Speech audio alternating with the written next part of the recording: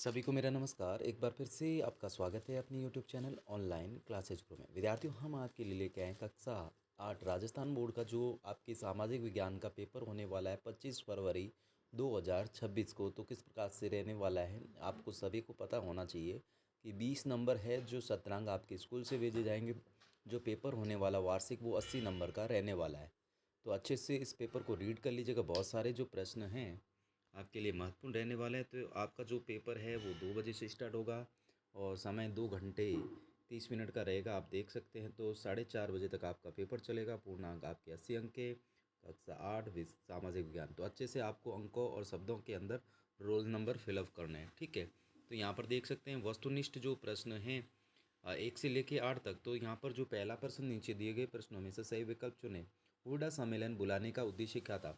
तो विद्यार्थी आप सभी को पता है कि हुडा सम्मेलन है वो आ, जो बुलाया था किसकी अध्यक्षता में हुआ था। जगत सिंह द्वितीय की अध्यक्षता में हुआ था। 17 जुलाई 1734 में हुडा सम्मेलन हुआ था। तो आप सभी को पता होना चाहिए कि जो हुडा सम्मेलन आयोजित किया था तो राजस्थान में मराठाओं की शक्ति जो बढ़ रही थी उसे रोकने के लिए हुडा सम्मेलन आयोजित हुआ था। तो यहाँ पर इसका जो उत्तर है यहाँ पर आप करेंगे राजस्थान में मराठा शक्ति को रोकने के लिए सभी जो राजपूत राजा इकट्ठा हुए थे, ठीक है। फिर यहाँ पर देख सकते हैं जो प्रथम गवर्नर जनरल थे कौन थे। Lord William Bentinck, Warren Hasting, Lord Dalhousie या लॉर्ड कैनिंग। तो यहाँ पर देख सकते हैं जो प्रथम गवर्नर जनरल थे वॉरेन हेस्टिंग थे। तो विद्यार्थियों इससे रिलेटेड जो क्वेश्चन है वो आपका और भी बन सकता है कि तो राजस्थान जो प्रथम गवर्नर जनरल थे वॉरेन हेस्टिंग थे। और जो अंतिम गवर्नर जनरल थे तो उसका जो उत्तर होगा आपके अंतिम गवर्नर जनरल कौन थे। तो वो आपको आप बताना है। वॉरेन हेस्टिंग प्रथम हो गए। लॉर्ड विलियम बेंटिंग या लॉर्ड डलहौजी कौन थे वो आपको बताना है। फिर बिरसा मुंडा का संबंध किससे है। तो बिरसा मुंडा का जो संबंध है उत्तर प्रदेश से है या मध्य प्रदेश से या राजस्थान से या झारखंड से। तो बिरसा मुंडा जो संथाल जाति का था और झारखंड से संबंधित था और जो आदिवासी लोग थे उसे भगवान मानते थे। फिर इसी प्रकार हम देखते हैं और यहाँ पर जो अंतिम गवर्नर जनरल थे और प्रथम गवर्नर जनरल थे ये आपके प्रश्न बनने वाला है। फिर न्यायपालिका का जो प्रमुख कार्य क्या है। तो न्यायपालिका का जो प्रमुख कार्य विवादों को निपटाना होता है, न्यायिक समीक्षा होती है, मौलिक अधिकारों का संरक्षण। तो उपरोक्त सभी इसका आंसर रहेगा। फिर यहाँ पर देख सकते हैं लोकसभा में सत्ताधारी दल का मुखिया कौन होता है। राष्ट्रपति, प्रधानमंत्री, राज्यपाल या मुख्यमंत्री। तो इसका उत्तर करेंगे प्रधानमंत्री। नेक्स्ट जो प्रश्न है नवीनीकरण संसाधन के उदाहरण दीजिएगा। तो नवीनीकरण संसाधन और अनवीनीकरण संसाधन दो प्रकार के ही होते हैं। तो नवीनीकरण संसाधन वो होते हैं जिसकी मात्रा बहुत सारी होती हैं और उसको हम दोबारा यूज़ कर सकते हैं। तो सौर ऊर्जा है, पवन ऊर्जा, ज्वारीय ऊर्जा, ये सारे नवीनीकरण संसाधन है। तो उपरोक्त सभी हो जाएगा। अनवीनीकरण संसाधन अगर आ जाता तो आपके कोयला है, पेट्रोल है, गैस, ये हो जाता। फिर नेक्स्ट देखिएगा। नेक्स्ट विद्यार्थियों निम्नलिखित में से मानव निर्मित संसाधन नहीं है। विद्यार्थियों जो मानव के द्वारा जो संसाधन बनाया गया है वो कौन सा नहीं है। तो यहाँ पर देख सकते हैं पुल भी मानव ने बनाया, सड़क भी मानव ने, मशीन भी मानव ने, लेकिन जो प्राकृतिक गैस है वो मानव ने नहीं बनाई, यानी प्रकृति के द्वारा अपने आप बनती है। तो इसका उत्तर रहेगा प्राकृतिक गैस। भारत सरकार ने आदिम जनजाति समूह की सूची में राजस्थान की किस जनजाति को शामिल किया। भील, मीणा, ग्रासिया, सहरिया। तो इसका उत्तर करेंगे सहरिया। फिर नेक्स्ट देखिएगा विद्यार्थियों। नेक्स्ट यहाँ पर देख सकते हैं निम्नलिखित को सुमेलित कीजिए। यहाँ तो मस्केट है, मैचलॉक है, मुफ्ती है, मायूक। तो मस्केट है तो मस्केट यहाँ पर आप इससे मिलाएंगे। मस्केट क्या है, पैदल सैनिकों द्वारा इस्तेमाल की जाने वाली बंदूक थी। और मैचलॉक क्या थी, मैचलॉक है बंदूक जिसमें बारूद से चिंगारी दी जाती थी। मुफ्ती क्या था, तो यहाँ मुफ्ती है विद्यार्थियों मुस्लिम समुदाय का एक न्यायिक विद था। मावियो क्या, किसी व्यक्ति के खिलाफ दुराचरण का आरोप। फिर यहाँ पर देख सकते हैं प्रश्न संख्या जो 10 है, हाँ या ना में उत्तर दे। लोग ही राष्ट्र के सबसे बड़े संसाधन होते, तो ये सत्य है, हाँ है। लोग सामान्य रूप से चरम जलवायु को पसंद करते हैं, तो नहीं करते हैं। खनिज निष्पक्ष वाले क्षेत्र अधिक घने बसे हैं, तो हाँ। औद्योगिक क्षेत्र रोजगार के अवसर नहीं प्रदान करते, नहीं। न्यूनतम वेतन कानून से क्या अभिप्राय। न्यूनतम वेतन कानून के अनुसार किसी का भी वेतन एक निर्धारित न्यूनतम राशि से कम नहीं होना चाहिए। फिर प्रश्न संख्या हम देखेंगे 12, महिला सशक्तिकरण की आवश्यकता के कोई दो कारण लिखिए। तो संपत्ति पर महिलाओं के अधिकारों का बहुत सीमित होना और शिक्षा तक महिलाओं की पहुंच का अभाव।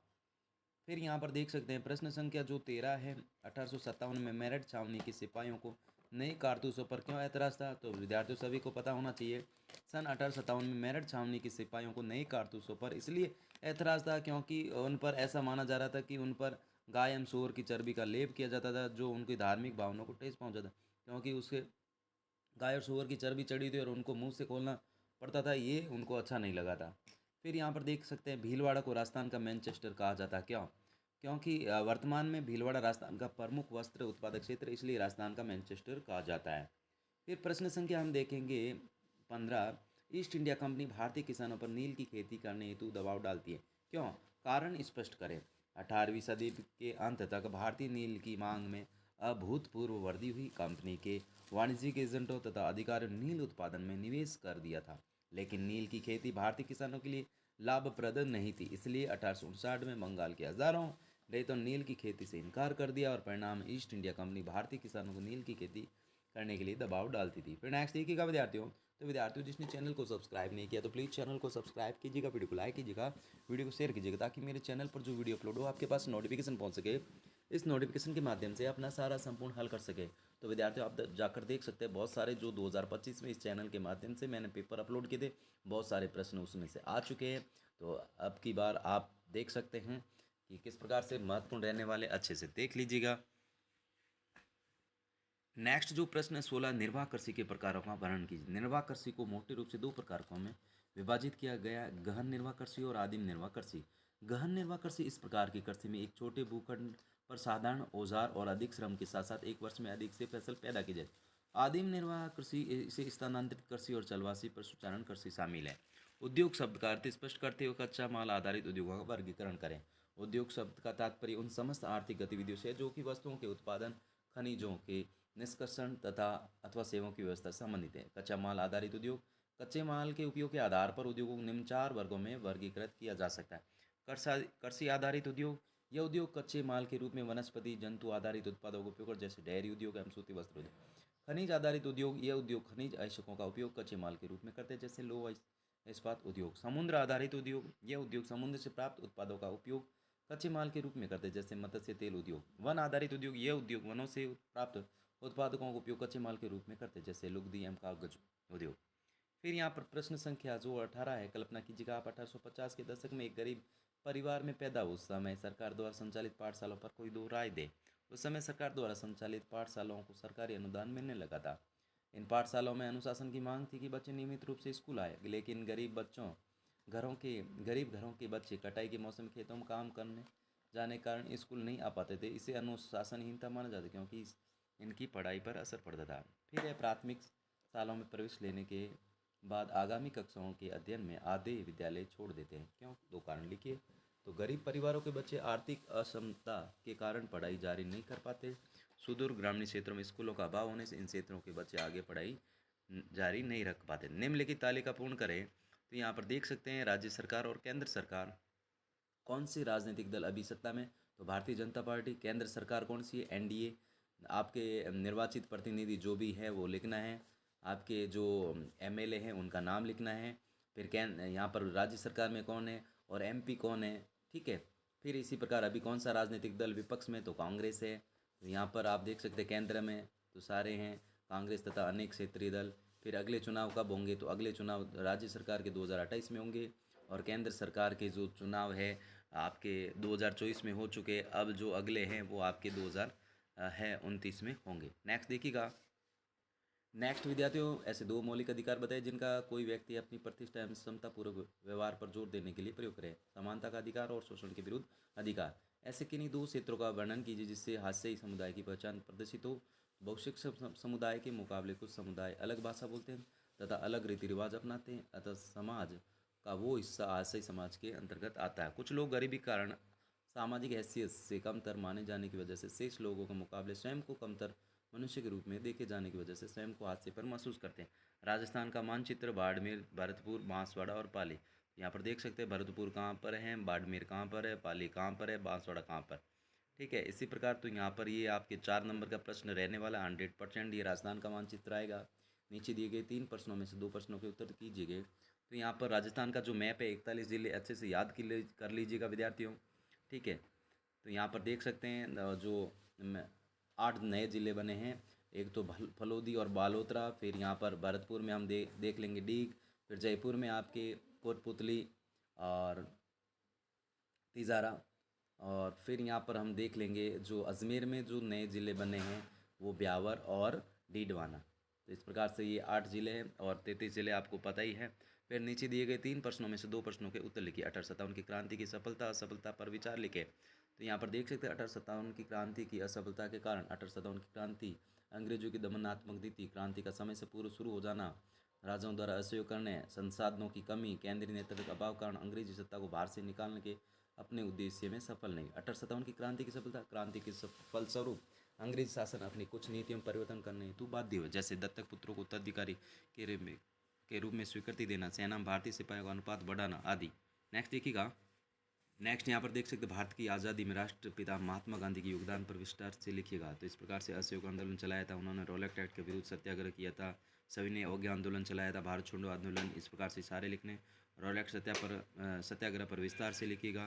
तो गांधी जी ने अंग्रेजों द्वारा 1919 पारित किए गए रोलेक्ट एक्ट कानून के विरुद्ध सत्याग्रह का आह्वान किया, क्योंकि यह कानून अभिव्यक्ति की स्वतंत्रता पर अंकुश लगा था। गांधी जी ने लोगों से इस कानून का रूप से विरोध करने तथा हड़ताल करने का आह्वान किया। फलस्वरूप अप्रैल 1919 में देश में जगह जगह जुलूस निकाले गए तथा हड़ताल की गई। सरकार ने इसके विरुद्ध दमन चक्र चलाया। इसी के तहत 13 अप्रैल को जलियांवाला बाग हत्याकांड घटित हुआ। फिर यहाँ पर 23 नंबर जो प्रश्न है, टिप्पणियाँ लिखी। जैवमंडल और पारितंत्र, जैवमंडल और पारितंत्र इस प्रकार से आपको लिखना है, देख लीजिएगा अच्छे से। फिर अथवा में भी आपके रहने वाला तो भू संकलन क्या है। फिर नेक्स्ट देखिएगा।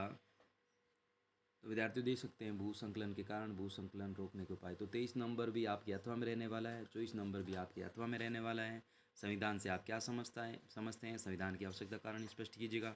तो संविधान से आज से संविधान की आवश्यकता, क्यों आवश्यकता। फिर अथवा में भी देख सकते हैं धर्मनिरपेक्षता की अवधारणा, अर्थ एवं वर्तमान में इसकी प्रासंगिकता पर अपने विचार लिखिएगा। धर्मनिरपेक्षता, वर्तमान में धर्मनिरपेक्षता की प्रासंगिकता। नीचे दिए गए 3 प्रश्नों में किन्हीं 2 प्रश्नों के उत्तर दीजिएगा।